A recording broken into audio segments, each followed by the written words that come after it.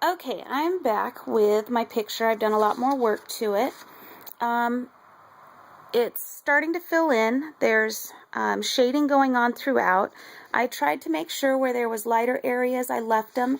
You're going to notice with the water later on that some of the lighter areas you'll be able to blend with some of the water as you're painting. I do want to point out also, you're going to be constantly looking at your picture of your animal and comparing the color of your animal to the background. This area, let's see. Okay, here's a spot that you can think about. Notice that the fin is darker than the background. So as I do it in my piece, I make sure that it's darker than the water. And as I go in to put the water in the background or whatever I choose to put in the background, I'm going to make sure that this fin is darker than it.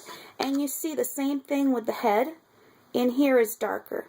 But let's take a look right here. Do you see how there's a highlight on the back? The highlight on the back is actually a little bit lighter than the water.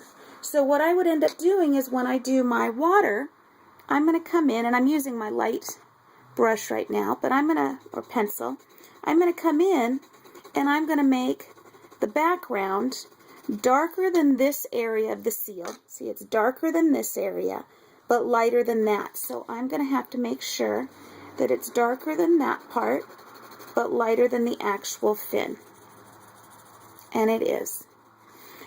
Because I don't have all these different animal pictures at home, I think what I'll do is I will go ahead and just use the water for the background. So what I can do in different areas, I've told students in the past they've done, is you can put in, see how it's pretty solid in areas, just some lights and darks.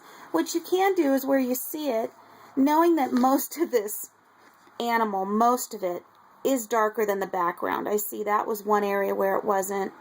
Maybe right here at the tail fin part, flipper I should say, it should be a little darker in the water, and I'll put that in. But you can add water in some different ways where you just kind of put it in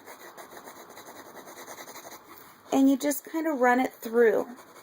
Don't let the lines and the marks show up. One of the big mistakes is to press too hard. I don't really want to do it. I'll do it in the corner. To press too hard, because if you want light water in the background, you don't really want to have dark lines like that going through. But as you continue and you fill in all the areas with a little bit of color so you can get that in there and blend it with the water, you're going to notice that you're going to have a piece that's completed and ready for the water. The water's going to come next. I'm going to show you how to do that just so you can see. There are these really neat watercolor water brushes. The top screws off and you fill it up under the water, under the sink. And to use, and I'll show you in the next one, you just squeeze and paint a little. There's no water in these yet. But again, you're not going to do that until you have the animal and the background completely done. At least 2 class periods, maybe 3. Again, we work at different paces and that's completely fine. So that's where we're at for now. You guys are ready to go ahead and start filling in your animal, and good luck. Have fun with it. Don't worry about mistakes. Just go with it, and remember, it's your effort that counts. It's you trying your best, and draw from what you see, and you guys help each other out. Remember, be positive. Make suggestions in a positive way if you think you can help somebody out with anything.